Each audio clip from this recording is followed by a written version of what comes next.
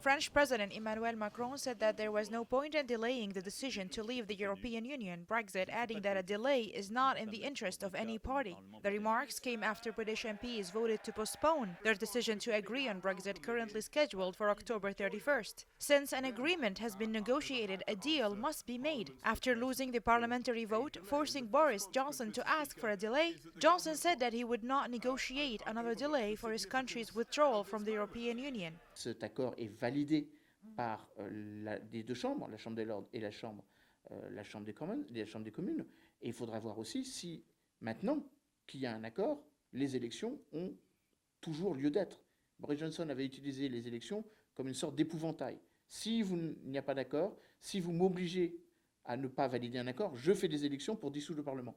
Est-ce que cette légitimité est encore d'actualité? Macron is set to force an emergency EU summit by insisting that any delay to the October 31st Brexit deadline can last no longer than 15 days. The French National Assembly in recent days has spoken about Brexit delay, and they have declared that France is ready for an answer and delay is out of the question. La question principale, il faut la renvoyer aux Britanniques et qu'ils nous disent aujourd'hui, le plus vite possible, si c'est oui ou si c'est non, parce que vous avez raison de rappeler au début que cela fait 3 ans que l'on attend cette décision. Il importe que cette décision soit aujourd'hui annoncée, parce que sinon il n'y aura pas d'application, sauf l'accord, le no deal, qui n'est pas la solution que nous préférons. Et donc aujourd'hui, à l'heure où nous parlons, à ce stade, nous estimons qu'il n'y a pas de justification pour une nouvelle extension. Donald Tusk, the president of the European Council, has told EU leaders to support a 3-month extension until 31st January 2020. The situation is quite complex following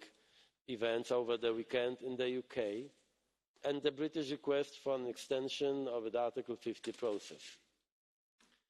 I am consulting the leaders on how to react and will decide in the coming days.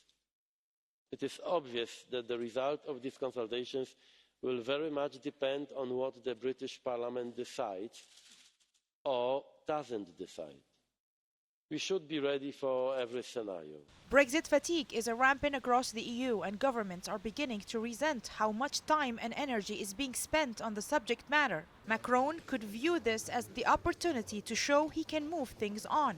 EU officials in Brussels say they cannot see any likelihood of Macron following through on his threat. For one thing, it could lead to a no-deal Brexit that would harm French citizens, especially in areas of the country that Macron is trying to woo. But it's still a tempting possibility for him. This is Farah Al Hashim reporting for KTV2 News, Paris.